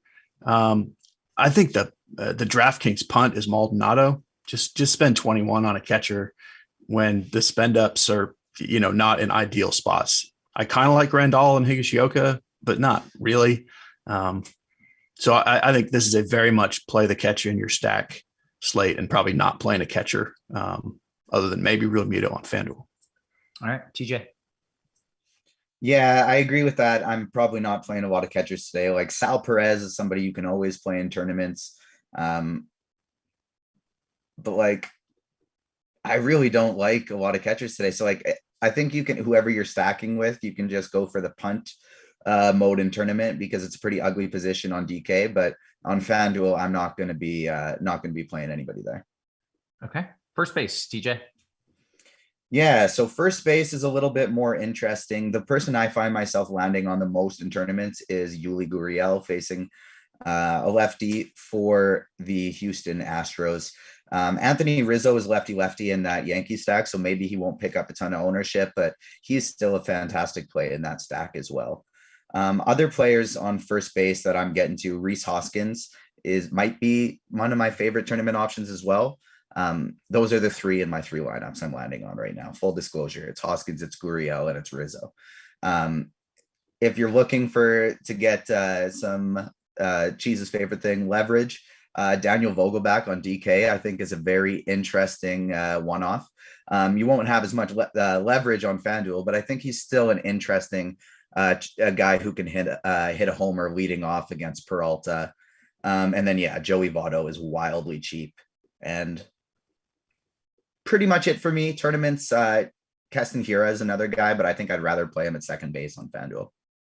All right, Cheese. So on DraftKings, Joey Votto is probably as good as anyone, regardless of salary, and he's free. So like he's the very obvious first baseman on DraftKings. Even on FanDuel, he's cheap, but I like the Marlins guys for other cheap bats. So I like Aguilar and Cooper a lot on FanDuel, but Hoskins is definitely my go-to first baseman. If I can just have one guy, that's going to be him. Okay, take us to second. No position is good, but second base is not good. The one guy I really do like is Brandon Lau. He's cheap on FanDuel. He's not cheap on DK. We also have John Birdie leading off for Miami. We don't know if he's going to stay in the game after Corbin's out, but it kind of doesn't matter as cheap as he is. And then TJ already mentioned Ledmus Diaz as a cheap guy. He's free on FanDuel, but even on DraftKings, 3,500 is considerably cheaper than guys like Segura, who I like, and Cronenworth, who I like. and then Brandon Lau up at 52. So I'm fine with the Diaz punt.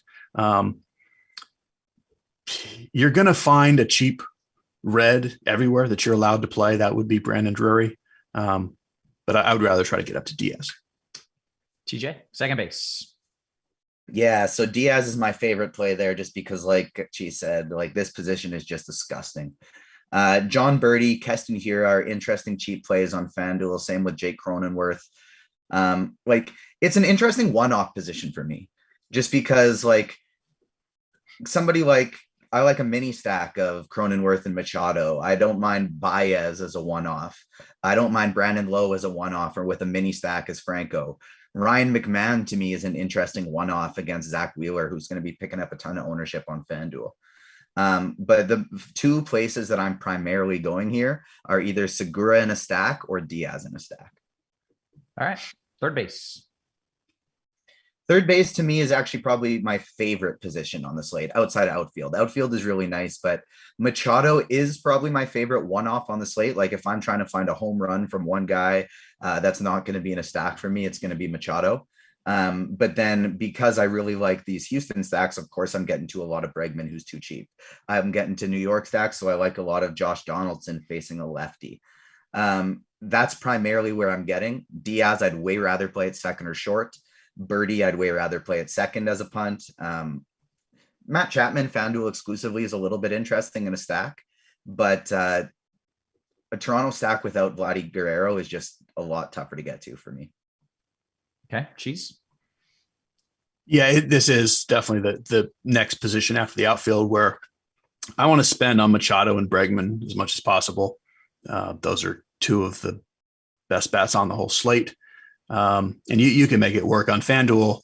You might want 4 outfielders or you might want 2 third basemen, and that's kind of your options. I mentioned John Birdie at second on FanDuel. He's the free guy on DraftKings. If you need a free guy, he's 2,200. Third base Free or guy, outfield. another good movie. But yeah, that's fantastic. That is a really good movie. But I prefer Brian Anderson as a Marlin if you have the $700. But really, it's Machado and Bregman, and play them if you can. Okay, shortstop, Cheese. I kind of like Wander Franco. Like the salary is goofy, especially on DraftKings, but honestly, even on FanDuel, like it's kind of, I don't know, like Goofy, like too high or goofy, too like high. too low? He's 40. He's the only shortstop anywhere near 4K on FanDuel, and he's like 5,700, I think, on DraftKings. It's goofy. But the position is just blah. FanDuel gives you Aledmus Diaz at short, which is nice. Even though I really like Scooball a lot, Carlos Correa is cheap on FanDuel. I'm fine with John Segura. And then, DraftKings wise, Javi Baez is just cheap enough that I think maybe he's the one-off guy. Or you just do the hey, he's cheap and the Reds should score some runs. Kyle Farmer at 28 is acceptable. All right, TJ, you got anything better, or you thinking the same thoughts there? Mostly the same thoughts there, and I just fist pumped because I just built my last lineup. I love when you just get a salary fitting perfectly. It's so nice. Exciting. It feels good.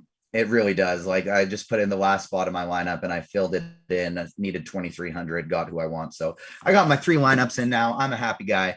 At shortstop, there's some interesting plays that I like. So Houston probably is going to be decently owned, but somebody I don't mind getting in a stack is Jeremy Pina.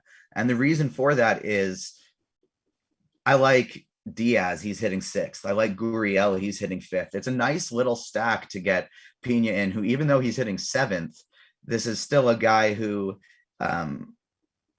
he's not hitting lefties very well in a very tiny sample size. Oh, it's 16 at bats. Never mind. I don't care. But I just like that I can go Alvarez or Bregman and then get 5, 6, 7 in that lineup behind him at a position I don't like. So he's somebody who's interesting for me. And then Diaz, you can get there as well. Jake Cronenworth is a cheapie.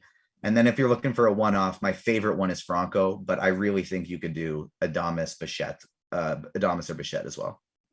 Okay, well, let's talk something good. Let's go to the outfield. Cheese already mentioned there's at least a couple good players there. So TJ, what are you doing there? Yeah, so I think our highest owned one is probably going to be Giancarlo Stanton. and even on FanDuel just because he's 2,800. But Aaron Judge is underpriced at 3,700 there too. They're going to be your chalk. They are the two best plays. And so if you are playing them, you're trying to get a little bit different somewhere else. Juan Soto is still ridiculously underpriced on FanDuel. 3,600 is just way too cheap for him. And if you're looking to save salary, you have Chas McCormick as probably my favorite option. And then Joey Gallo, even though it's lefty, he's doing it now. Like, really, this shouldn't get anyone more excited to play him because he's been hitting the ball hard all year. They just haven't resulted in home runs yet. And the last 2 games they are, but he's still cheap, and you can play him in Yankee stacks as well. Other options, Jorge Soler for Miami. And if you're needing a cheap stack, which I don't think you really will be, but the Milwaukee guys are interesting. Andrew McCutchen, Hunter Renfroe, 1 and 3 facing a lefty. They're both super cheap and they're interesting. So at the top end, it's the Yankees, it's Harper and Castellanos. It's the guys we've already mentioned. And then down cheap, you got your Reds, you got your Milwaukee, and yeah. Easy enough. Okay, Cheese, and cash games, are you just locking in the 2 Yankees and then filling in somebody else, or you on FanDuel, like, definitely Judge and Stanton. Like, it's just silly how cheap they are. On DraftKings, they're priced up just enough. I still think you would play both of them. But the salary gap, again, as we usually see, is bigger on DraftKings than it is on FanDuel. So you might need 2 cheap outfielders on DK where you don't need that many on FanDuel. So you're kind of looking at like in the mid 3Ks on DraftKings, you have Gallo, McCutchen, Renfroe. I like Jorge Soler a lot.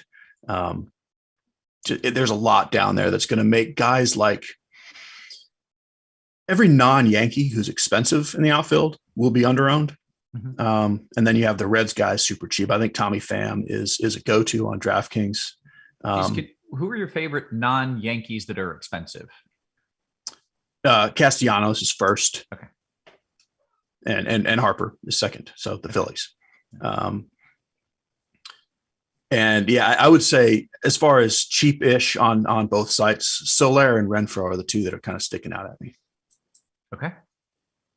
That's it. We've gone through the outfield. Let's take some QQs. So we've got lock here in roughly 7 minutes or so. So scrolling up here. We'll go to Tom's question. Cheese, I've got Verlander. Who's the best SP2 for cash? Like today, like I can't even tell you how thrilled I am not to be even considering playing cash today. Like, because like I said, every projection system in the world will give you Zach Wheeler. Personally, I would play Scooball. I don't know if Wheeler's there or not. So okay. I would play Scooball. Okay. Let's see.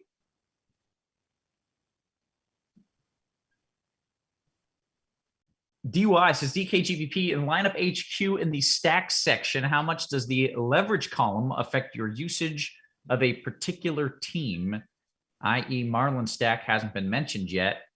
Has the worst leverage. I don't fully understand that question. I don't know if that's a Cheese one or a TJ one. That's a TJ one. I don't even understand. I don't know what that means. Okay, there's a cat.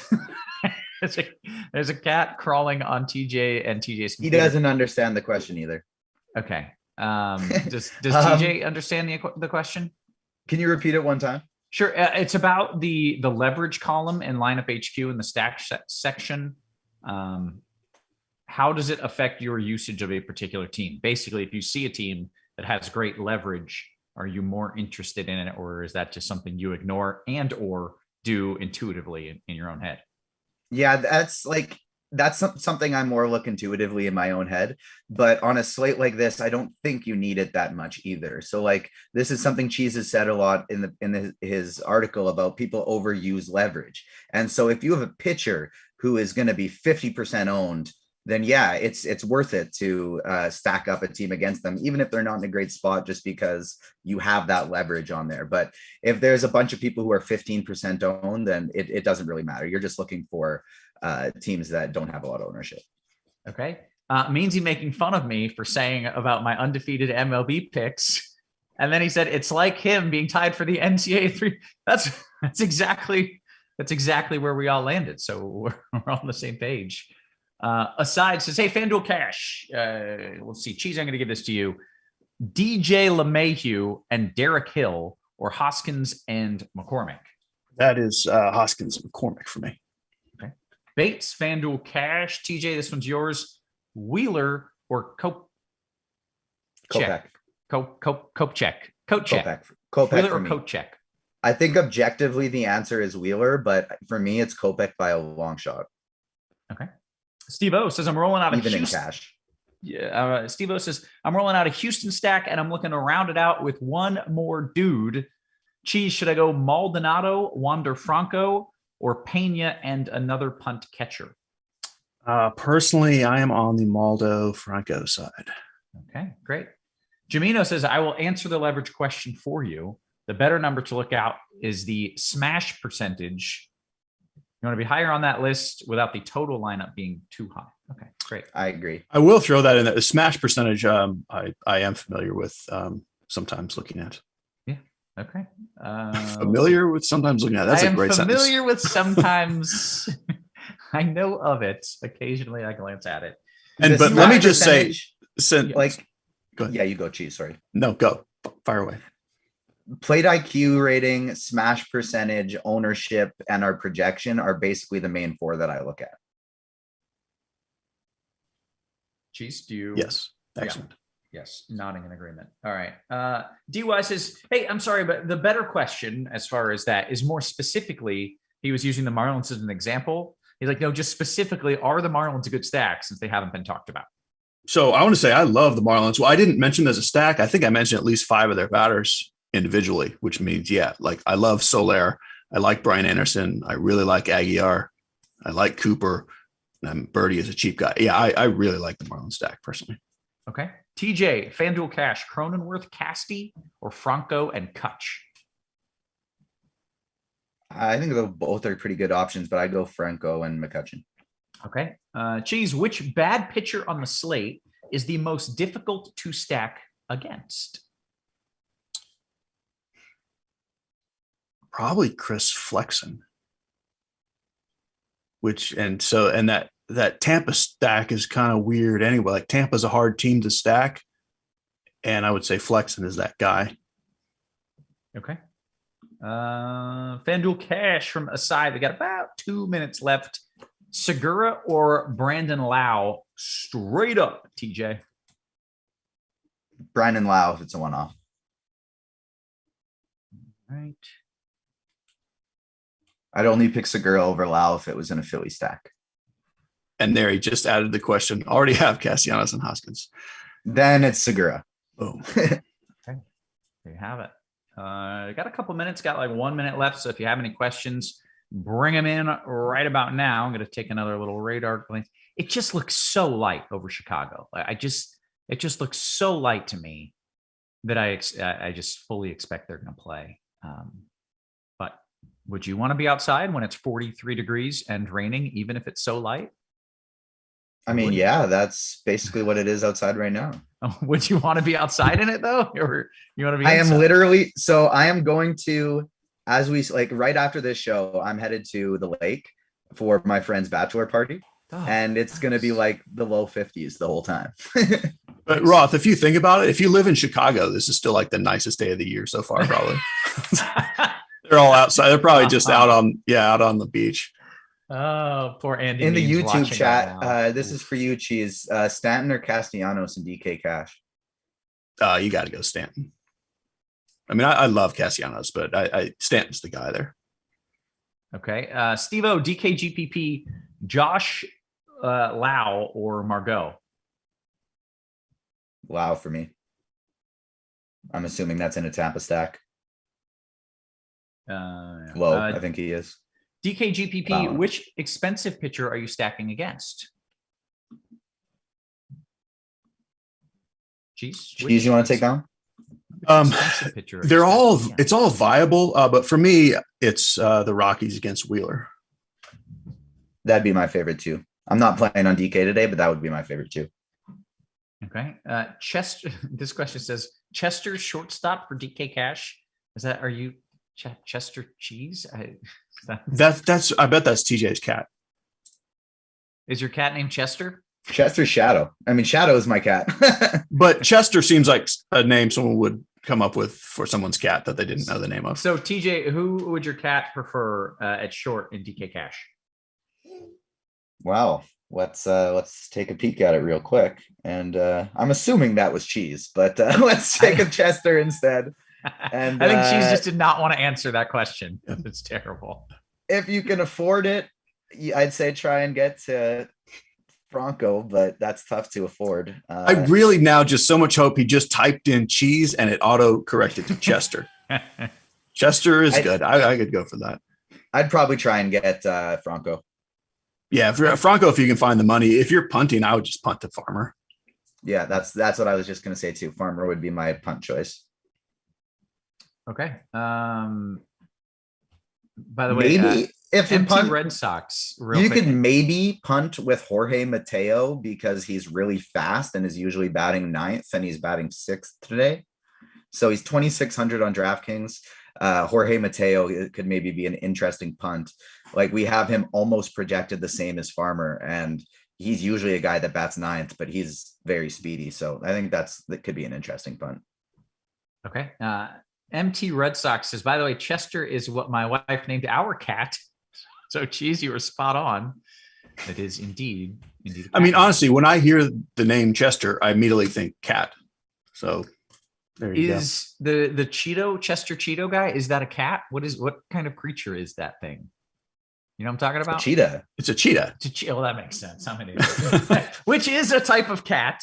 So he meant to type cheapest, which autocorrected to Chester. Okay. I guess that makes more sense, but I thought he was asking the cat. And that would be Kyle Farmer for me personally. Yeah. Yeah. So that'd be Kyle Farmer probably is the answer, but I actually do have some interest in doing Mateo instead of Farmer. Okay. That does make a lot more sense than Chester's shortstop and DK Cash. Hey, quick little game from CLT. Now that we've hit the lock, which Roth, is this person an MLB player or Grammy Award winning singer songwriter? I was gonna say, how did MLB player versus supervillain go? It was pretty fun. There was some guy that was named like Shredder or something that I was like, definitely a supervillain. I can't even think of the name now. That's the Teenage Mutant Ninja Turtles guy. Right, but turns out he was also a baseball player. It was Razor. Razor, that's it. Yeah.